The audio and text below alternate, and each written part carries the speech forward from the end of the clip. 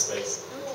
And yeah, I remember walking into one of the gyms and Lance Armstrong just walked past me. It's standard, you know. That's what normally happens on that campus. But I've only been there a few times, so that's not something I see every day.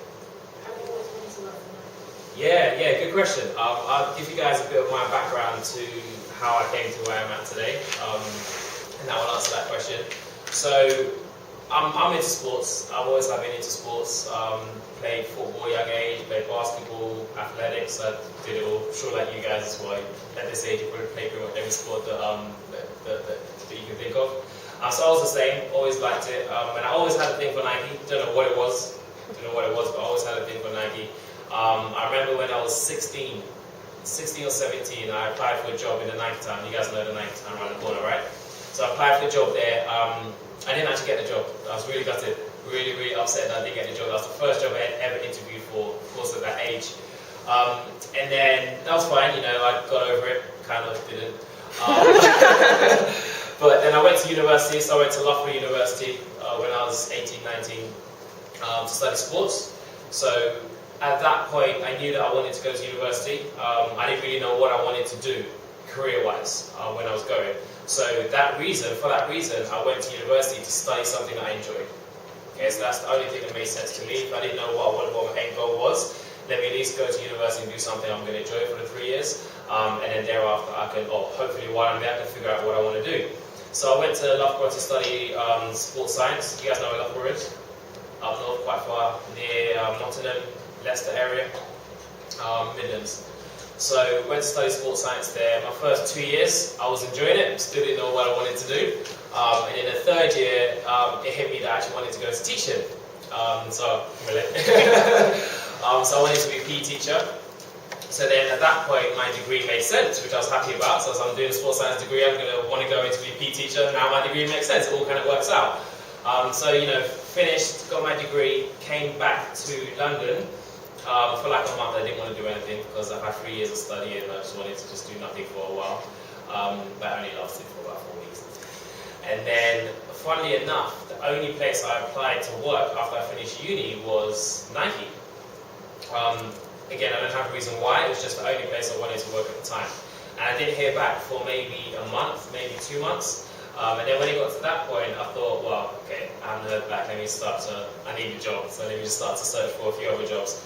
Applied for maybe 3-4 jobs or so, and then while I was applying, I heard back from Nike. So I went through my interview process, had a phone interview, I was ridiculously nervous. Normally I don't get nervous in interviews, but for some reason I was nervous for that phone interview.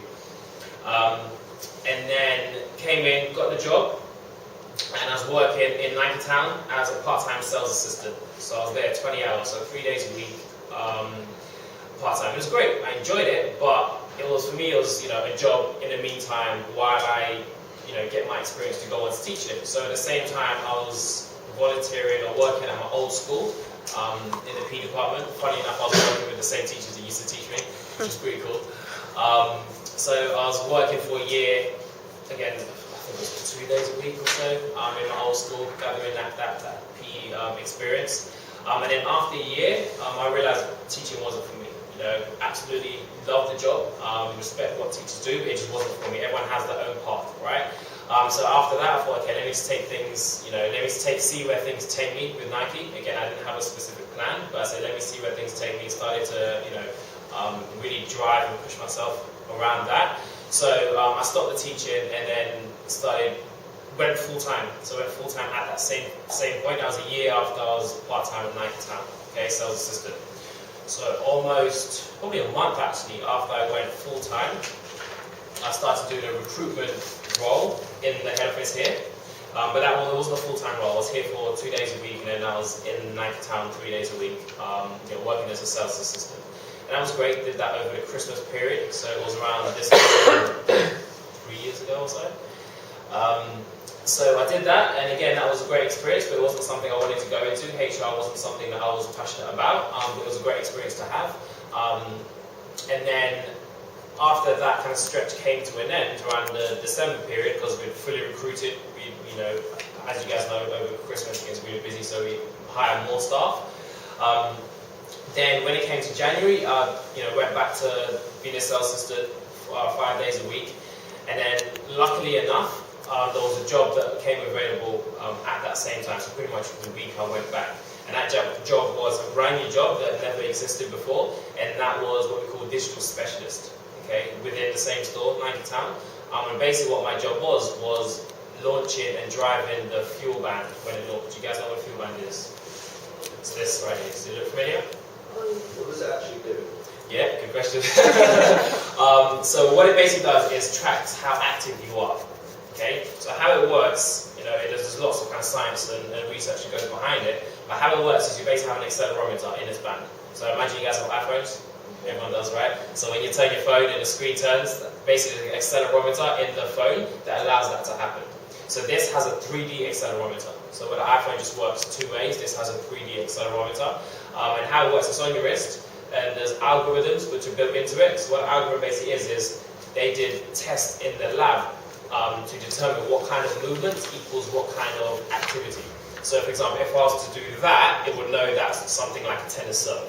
Or if I was to do that, it would know that's something around a walk, or that would be a run. Okay? So there's lots of different algorithms plus the accelerometer which are built into it to essentially tell you how active you've been throughout the whole day.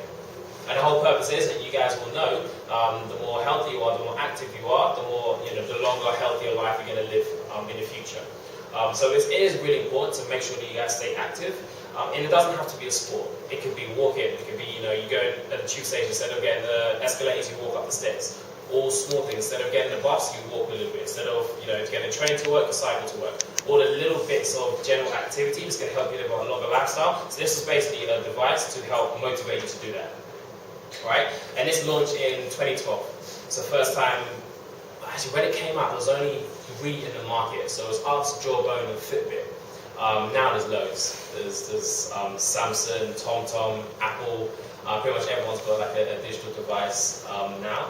So when this first came out, this is a brand new technology that we'd never seen before. So the funny thing about that job that I got actually is, I got told about the job, I applied for it, and I knew it was a job related to digital. In those days, we didn't have much of a digital presence in Nike.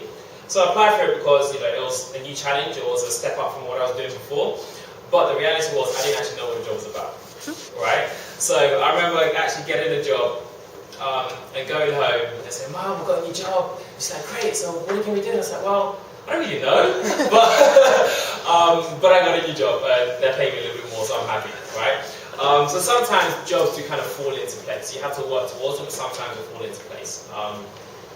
So the great thing about that is when I got the job a week after getting the job, they flew me out to Portland. And that's the global head office that I was telling you guys about. To basically do a massive summit around this, and they kind of taught us all about it so then we can come back and deliver that information to the whole store.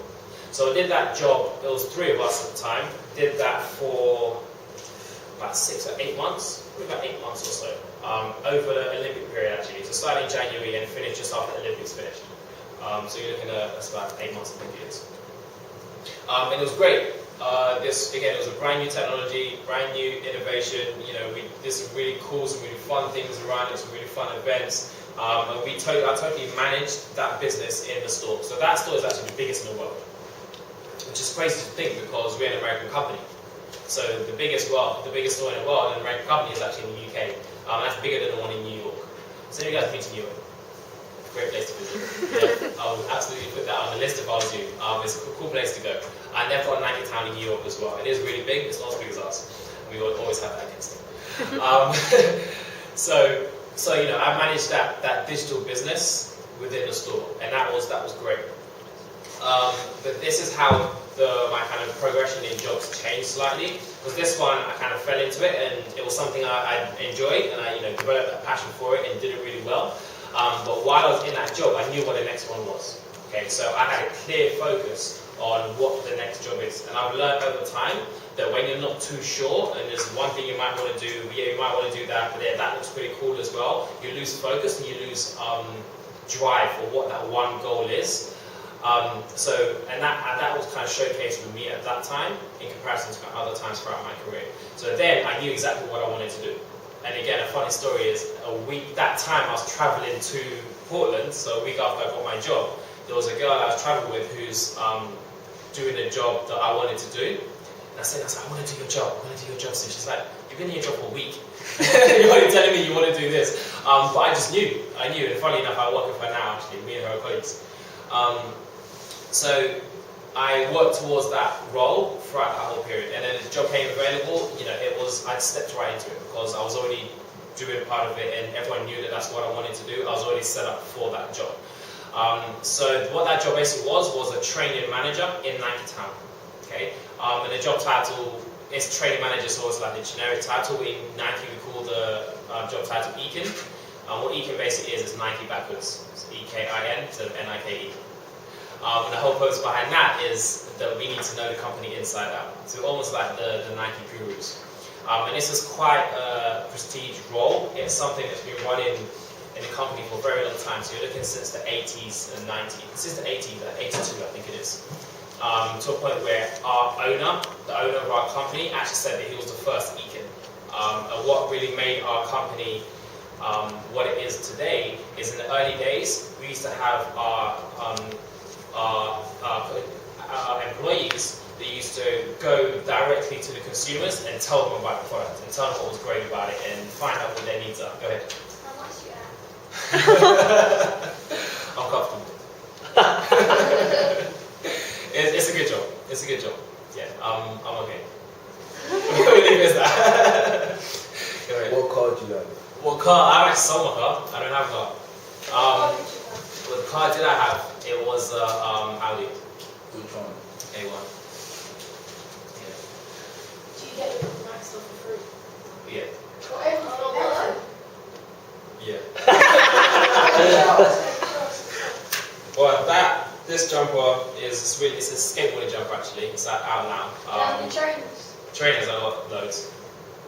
Do you watch it? I just don't wear Hawaii's. No, I don't wear Hawaii's. The funny thing is I got loads of trainers, but I don't wear the standards. I haven't got Hawaii's. I got one pair of Air Maxes. I used to have loads of Air Forces, loads. I'm talking about 20 or so Air Forces, but I don't wear Air Forces anymore. So a lot of the shoes I wear, so I've got like these are skateboarding shoes. So I've got a lot of these, and I've got. Do you guys know what Flyknits are? Flyknits, Flyknit. Yeah. When you guys have a chance, type in Flyknit Racer, Flyknit Trainer, you'll see.